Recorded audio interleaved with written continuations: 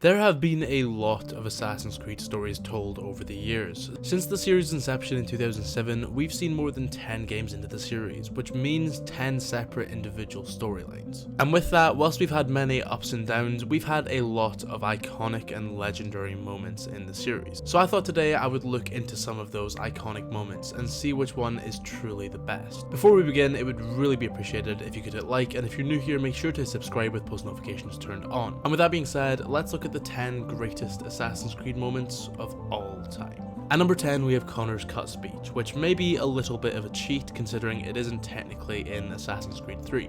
However, this speech, which was cut from the game for some mysterious reason, does absolute wonders in progressing Connor's character arc, as Connor reflects on his relationships with his mother and his father, he reflects on the role he played in the War of Independence, he reflects on the ethics and justifications of conflict, and on the democratic state of the United States of America moving forward. It is a beautifully written and performed speech, and without a doubt should have been included in the original game.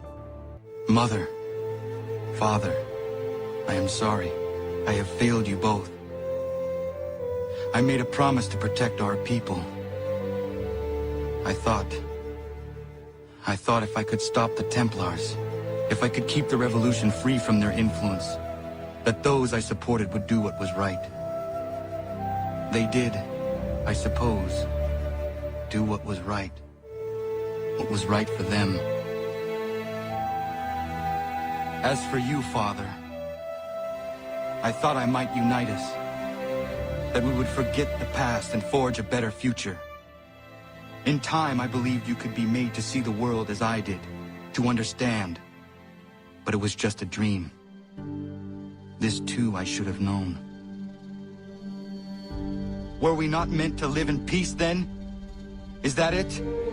Are we born to argue, to fight? So many voices, each demanding something else. It has been hard at times, but never harder than today. To see all I worked for, perverted, discarded, forgotten. You would say I have described the whole of history, Father. Are you smiling then? Hoping I might speak the words you long to hear? To validate you? To say that all along you were right? I will not. Even now, faced as I am with the truth of your cold words, I refuse, because I believe things can still change. I may never succeed, the assassins may struggle another 1,000 years in vain, but we will not stop. Compromise. That is what everyone has insisted upon. And so I have learned it, but differently than most, I think. I realize now that it will take time, that the road ahead is long and shrouded in darkness.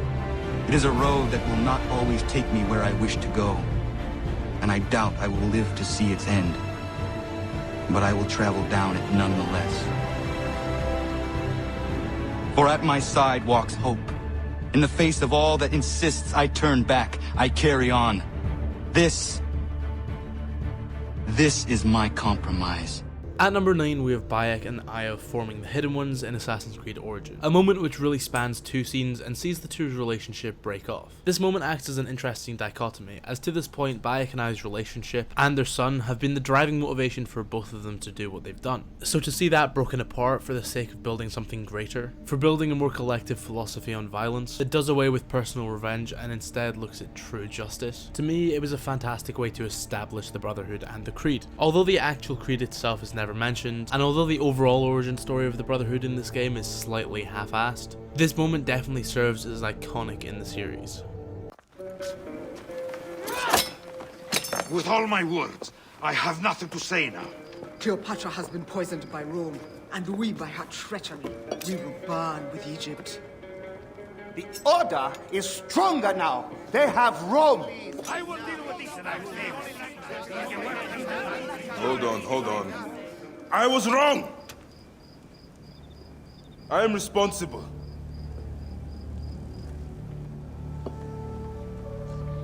When my boy died, I fought back with rage and anger. But this only made them stronger. We are all different. but we fought together to put Cleopatra on the throne. Now this was a mistake, my friends. But at least it brought us together. Now our enemies are hidden behind crowns, working in the shadows of kings and queens. Who are the ones that work in the shadows for the people? We are. Something has come of all of this, and it starts right now. We must continue the fight and defend the free will of the people. And no matter how small, our brotherhood is the only hope, and our kingdom needs no crowns. What we believe in, our values, our creed, will unify us. And I promise that for all the songs of Egypt,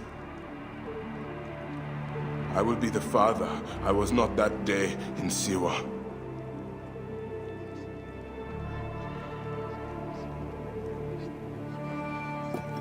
To the Brotherhood. The Brotherhood! Our victories have multiplied, our bond not so. We could never have been. Everything has told us our love is impossible. You are right. Something bigger has called us. But our love lives in the duat. Only now we are letting go. Let the gods decide. The gods are dead.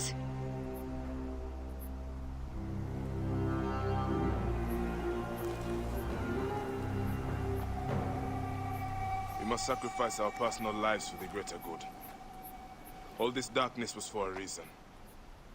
I was wrong to be so reckless in public without killing. We must work in the shadows. Egypt has fallen. Greece also. And Rome will fall too. All will fall to the creed, yet no one will know. When we assassinate only those who deserve it. The few sick souls who try to control us. But they will never know who we are. Cold, calculated, poets of the kill. I am fine with this. I am not a father anymore. I am not a husband. I am not a Magi. I am a hidden one. Yes. We are the hidden ones. We sharpen our blades. Pull what hope is left from this foul earth. Old Bayek of Siwa. What are you of now? A new creed. Ours is finished.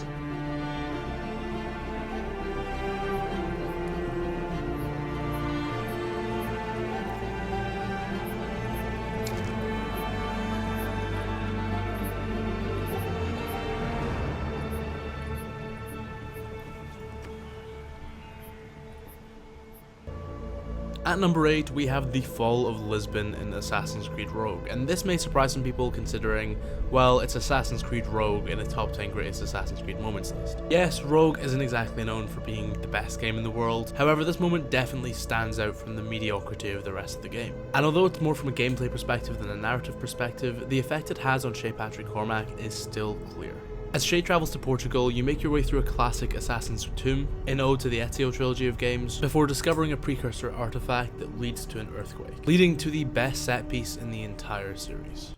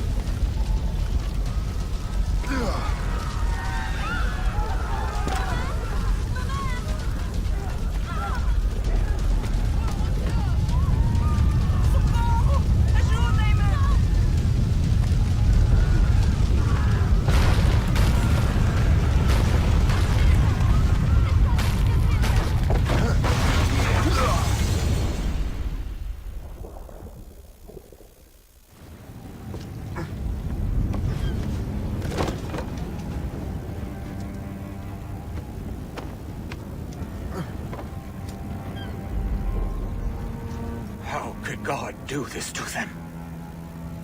God had nothing to do with this.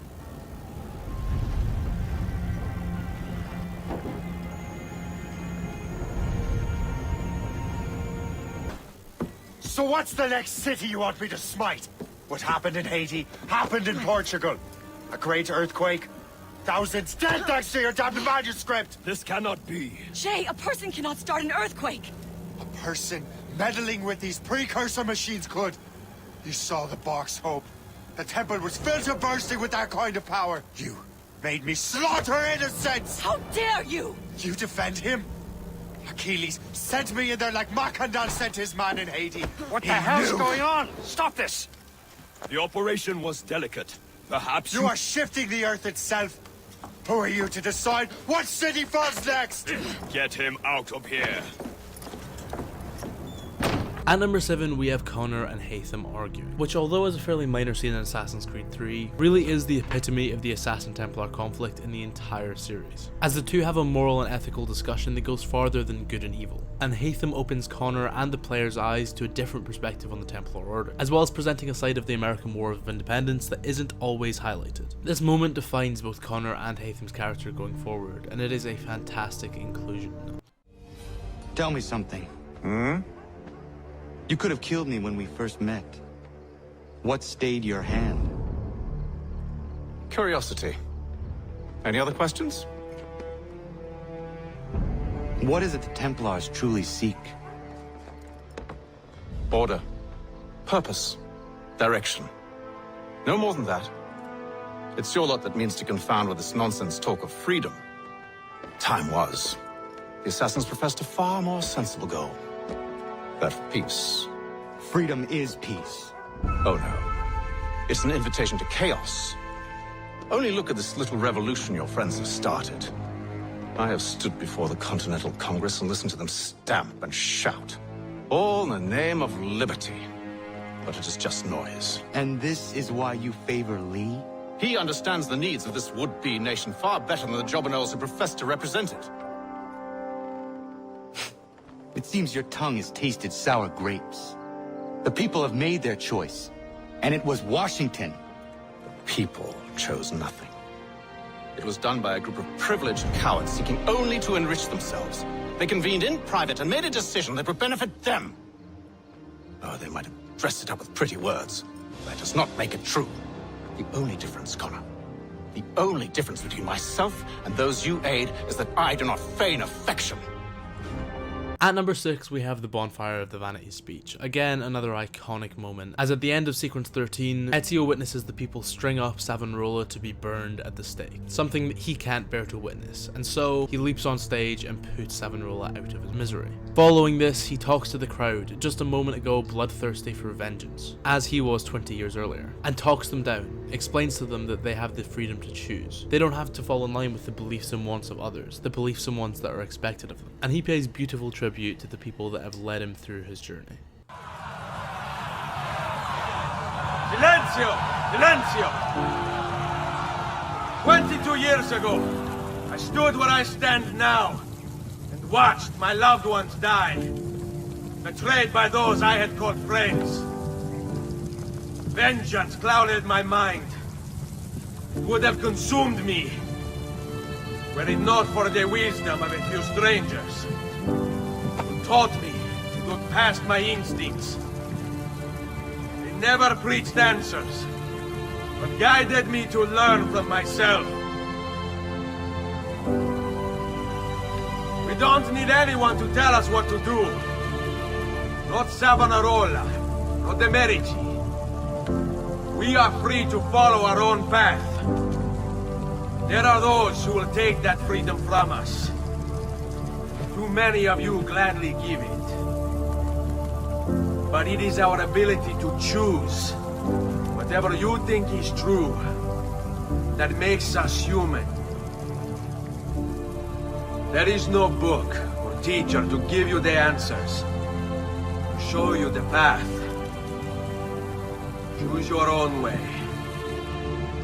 Do not follow me or anyone else.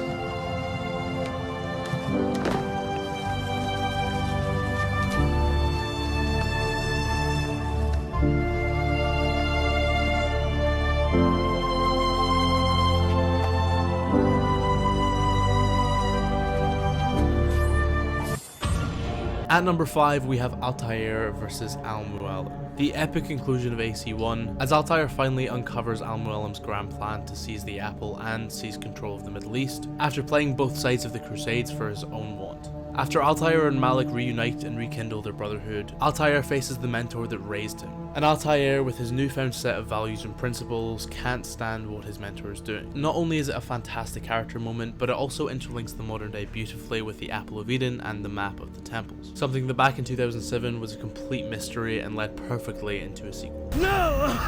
What's happening?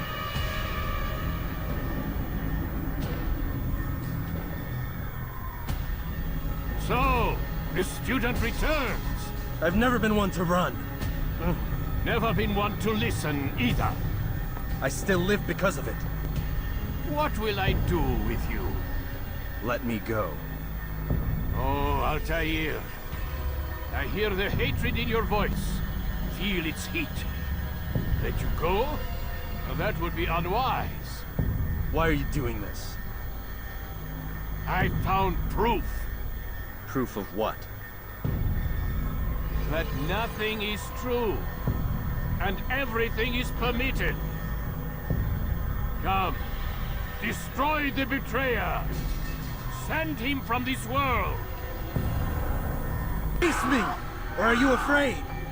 I have stood before 1,000 men, all of them superior to you, and all of them dead, by my hand.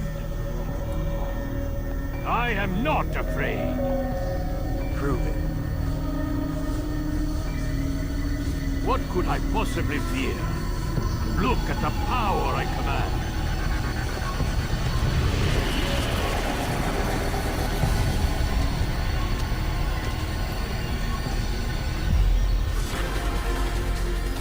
Have you any final words? You lied to me. Called Robert's goal foul when all along it was yours as well. I've never been much good at sharing. You won't succeed. Others will find the strength to stand against you. And this is why, so long as men maintain free will, there can be no peace. I killed the last man who spoke as such. Bold words, boy. But just words. Then let me go. I'll put words into action. Tell me, Master, why did you not make me like the other assassins? Why allow me to retain my mind? Who you are and what you do are twined too tight together. To rob you of one would have deprived me of the other. And those Templars had to die. But the truth is, I did try. In my study, when I showed you the treasure. But you are not like the others. You saw through the illusion. Illusion? That's all it's ever done. This Templar treasure, this piece of Eden, this word of God. Do you understand now? The Red Sea was never parted. Water never turned to wine. It was not the machinations of Iris that spawned the Trojan War, but this! Illusions! All of them! What you plan is no less an illusion. To force men to follow you against their will. Is it any less real than the phantoms the Saracens and Crusaders follow now? Those craven gods who retreat from this world that men might slaughter one another in their names? They live amongst an illusion already. I'm simply giving them another. One that demands less blood.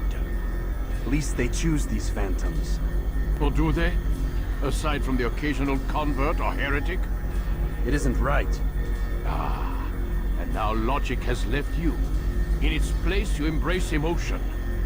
I am disappointed. What's to be done then? You will not follow me, and I cannot compel you. And you refuse to give up this evil scheme. It seems then we are at an impasse. No, we are at an end. I will miss you, Altair. You were my very best student.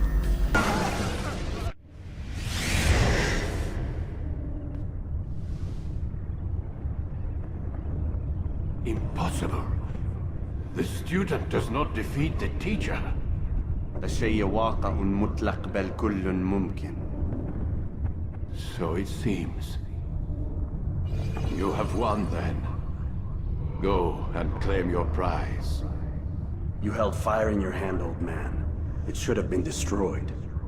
Destroy the only thing capable of ending the Crusades and creating true peace? Never. Then I will. We'll see about that. I applied my heart to know wisdom, and to know madness and folly. I perceived that this also was a chasing after wind. For in much wisdom is much grief. And he that increaseth knowledge increaseth sorrow. Destroy it! Destroy it as you said you would. I can't. Yes, you can, Altair. But you won't.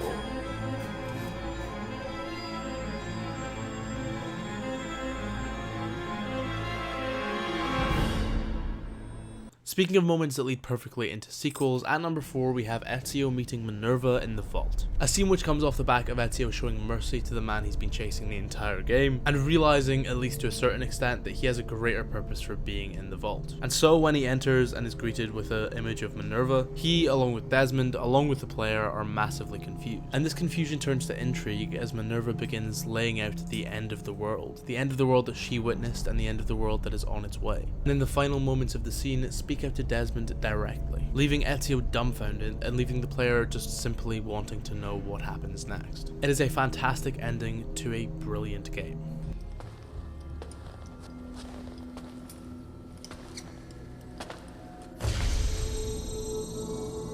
Greetings, Prophet. It is good you have come. Let us see it, to give thanks.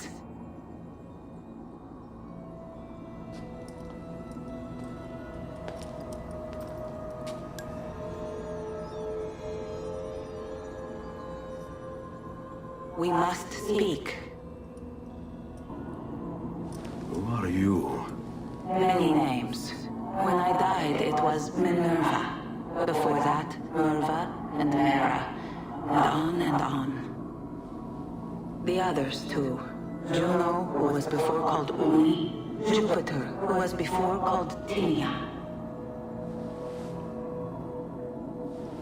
You are... gods.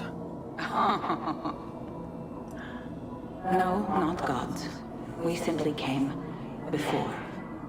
Even when we walked the world, your kind struggled to understand our existence. We were more advanced in time.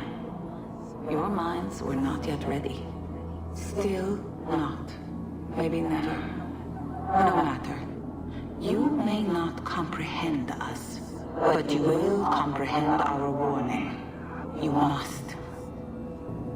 None of what you are saying makes sense. Our words are not meant for you. What are you talking about? There's no one else here. Enough.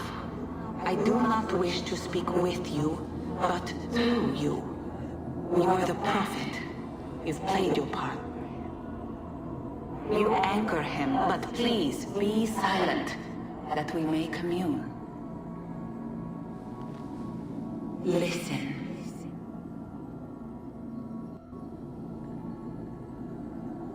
When we were still flesh and our home still whole, your kind betrayed us. We who made you. We who gave you life. We were strong, but you were many, and both of us craved war. So busy were we with earthly concerns, we failed to notice the heavens. And by the time we did, the world burned until naught remained but ash. It should have ended then and there. But we built you in our own image. We built you to survive. And so we did. Few were our numbers, your kind and mine. It took sacrifice, strength, compassion. But we rebuilt. And as life returned to the world, we endeavored to ensure this tragedy would not be repeated. But now, we are dying, and time will work against us. Truth turned into myth and legend. What we built, misunderstood. Let my words preserve the message and make a record of our loss. But let my words also bring hope. You must find the other temples, built by those who knew to turn away from war. They worked to protect us, to save us from the fire. If you can find them, if their work can be saved, so too might this world. Be quick, for time grows short, and guard against the cross, for there are many who will stand in your way.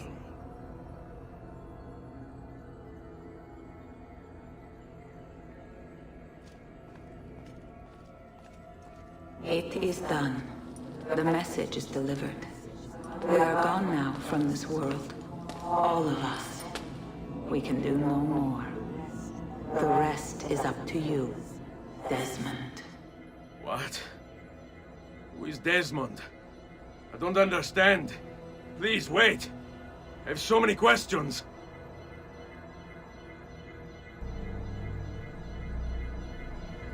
At number 3, we have Layla meeting the Reader, and if you are not massively invested in the Assassin's Creed modern day, then I hate to break it to you, you're probably not an Assassin's Creed fan, but you also probably weren't too taken aback by this moment. However, Layla entering the Norse tomb, making her way to the Tree of Life, and entering into the Grey to meet Basim, to meet the writers of history, and to see the Tree of Possible Histories and Futures, it is a fantastic moment that is capped off by the return of Desmond, at least the soul of Desmond, which has been retained in the Grey, set to explore countless possible futures in order to find a situation that saves the world from imminent disaster. This scene, this moment was set up for 10 years by Darby McDevitt, with references to the truth in Assassin's Creed 2 and Brotherhood, references to Juno's speech. To be perfectly honest, this moment had me in tears, as it truly rewarded investment in this series' narrative, which is something that the Assassin's Creed series doesn't do all too often.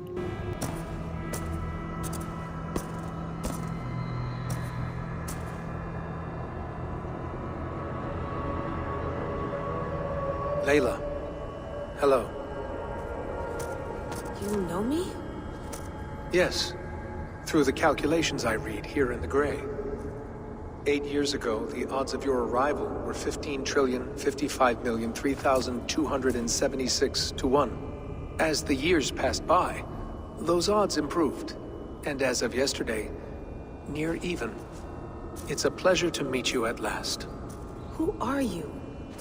And what is this?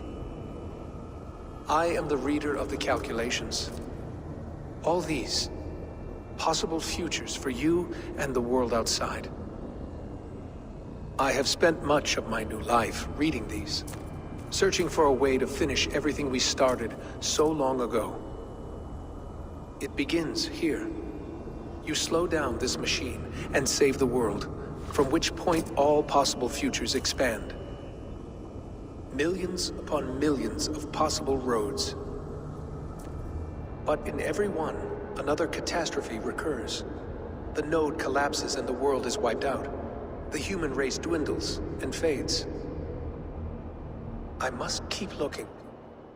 I must find the solution for you. I must leave you with something. This node. This is right now where I slow down this machine? Yes.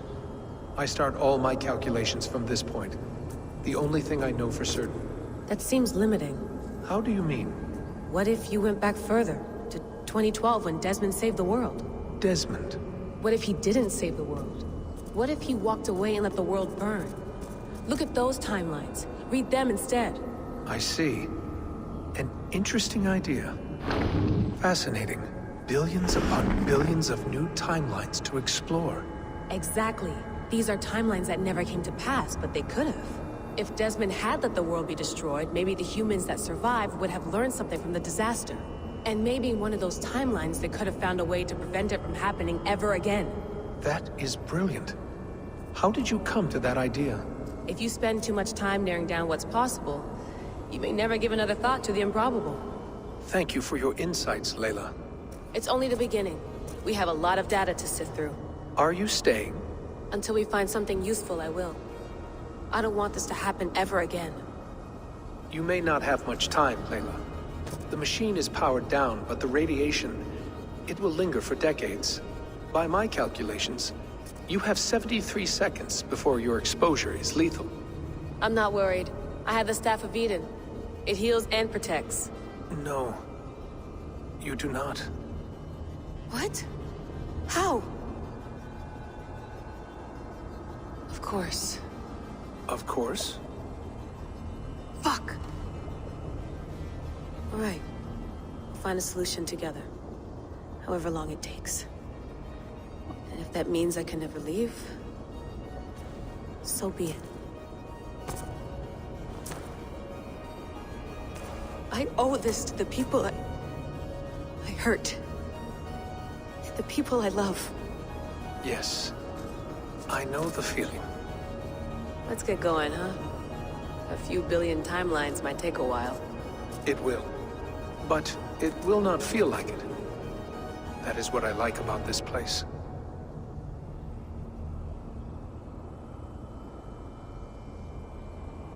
At number 2, we have Edward meeting Jennifer, aka Edward meeting his daughter at the end of Assassin's Creed 4 Black Flag. After Edward's chosen to take up the mantle of assassin, throwing away the violence and greed of his pirate life, he's greeted with the information that he has a daughter, birthed from his now dead wife Caroline. And after losing nearly every person he was close to, every person he loved, Jennifer acts as a new lease on life, as a new light and a new possibility for Edward to become a better man. You're a good man, Edward. And if you learn to keep settled in one place for more than a week, you'll make a fine father too.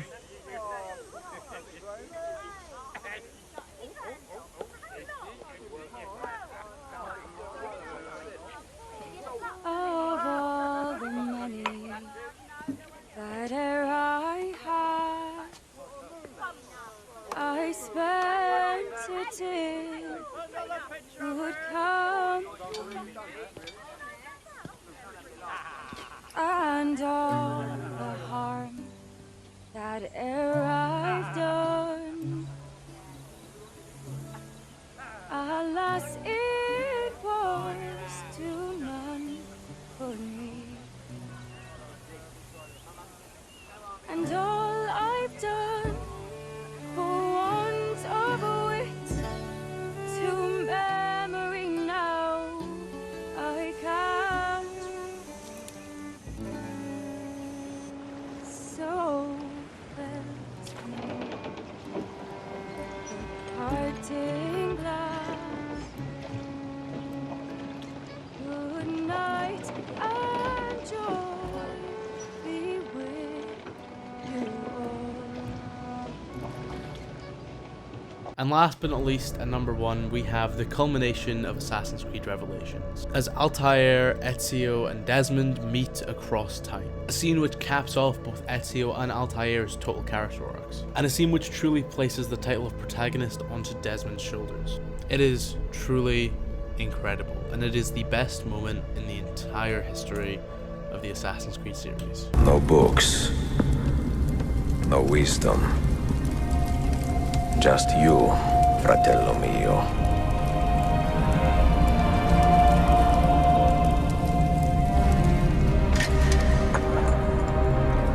Requiescat in pace, Altair.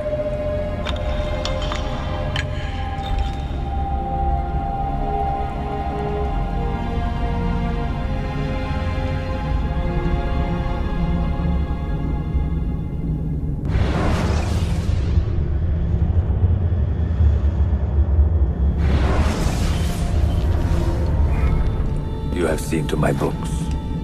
Yes. Some we sent with the Polos. The rest will go with me to Alexandria. Good. Very good. Father, I do not understand. Why did you build a library if you did not intend to keep your books? You should go. When the Mongols return, Masyaf must be empty. I see.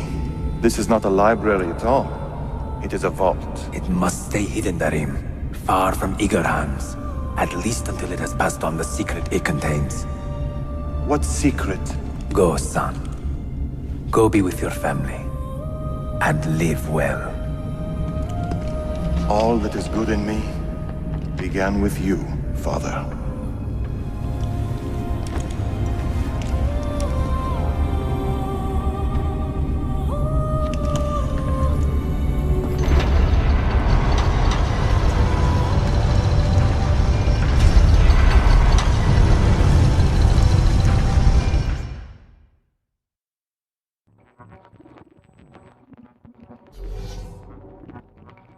much wisdom is much grief. And he that increaseth knowledge, increaseth sorrow. What does it tell you? What do you see? Strange visions and messages of ones who came before, of their rise and their fall. But what happens to us, Altair? To our family? What does the apple say? Who were the ones who came before? What brought them here? How long ago? Get rid of that thing! This is my duty, Maria.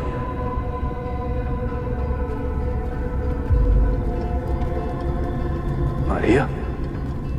Where are you?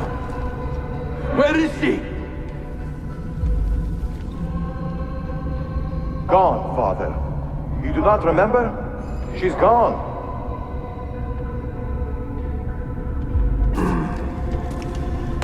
If you are asked, say I sent the apple away. Tell them I sent it to Cyprus, or Cipango, or that I dropped it into the sea. Tell them anything to keep men away from this place. This apple must not be found. Not until the time is right.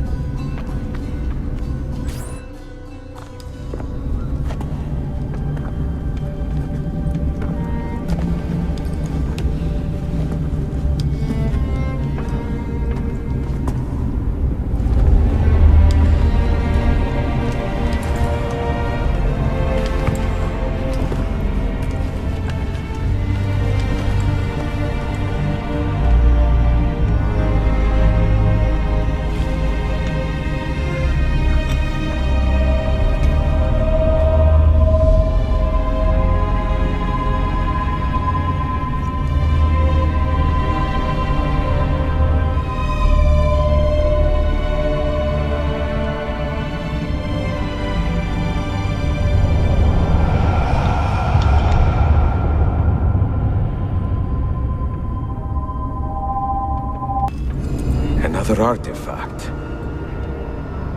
No. You will stay here. I have seen enough for one life.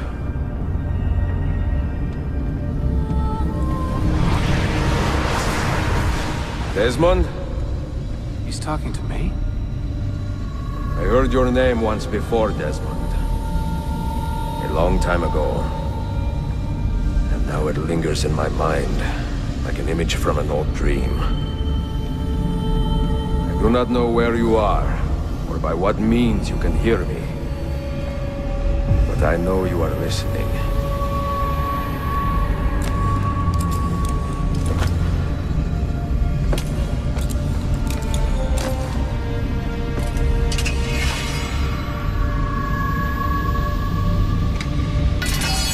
I have lived my life as best I could, not knowing its purpose, but drawn forward like a moth to a distant moon. And here at last, I discover a strange truth. That I am only a conduit for a message that eludes my understanding. Who are we, who have been so blessed, to share our stories like this? To speak across centuries? Maybe you will answer all the questions I have asked. Maybe you will be the one to make all this suffering worth something in the end. Now, listen.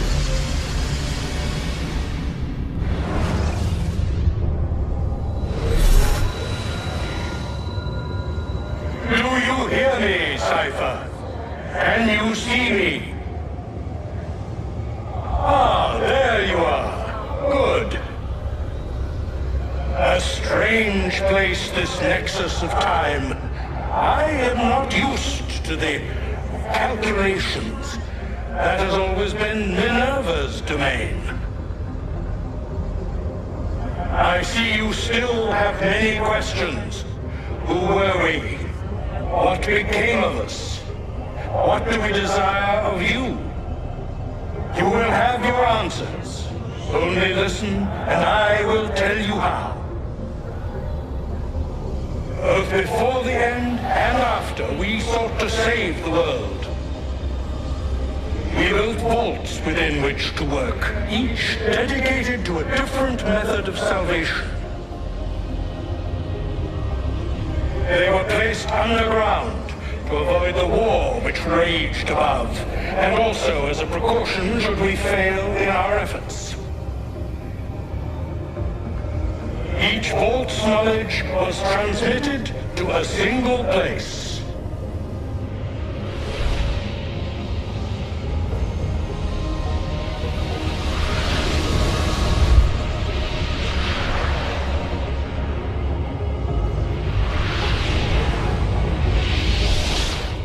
It was our duty, mine, Minerva's, and Juno's, to sort and sample all that was collected. We chose those solutions which held the most promise, and devoted ourselves to testing their merits. 6 we tried in succession, each more encouraging than the last, but none worked. And then the world ended.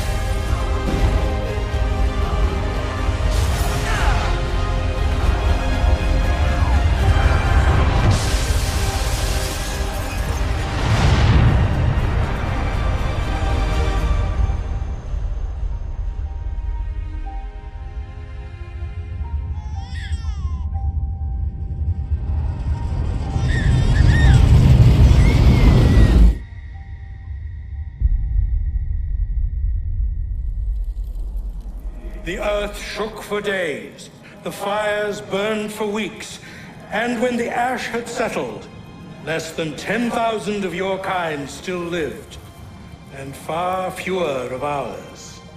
But we carried on, together, to rebuild, to renew. Listen, you must go there, to the place where we labored and lost. Take my words. Pass them from your head into your hands. That is how you will open the way. But be warned, much still remains in flux, and I do not know how things will end, either in my time or yours.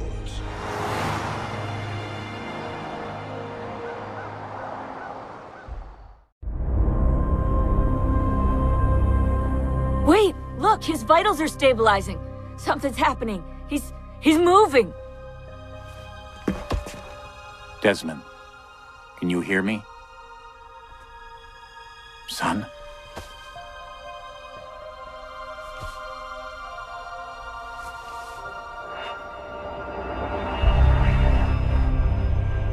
I know what we need to do.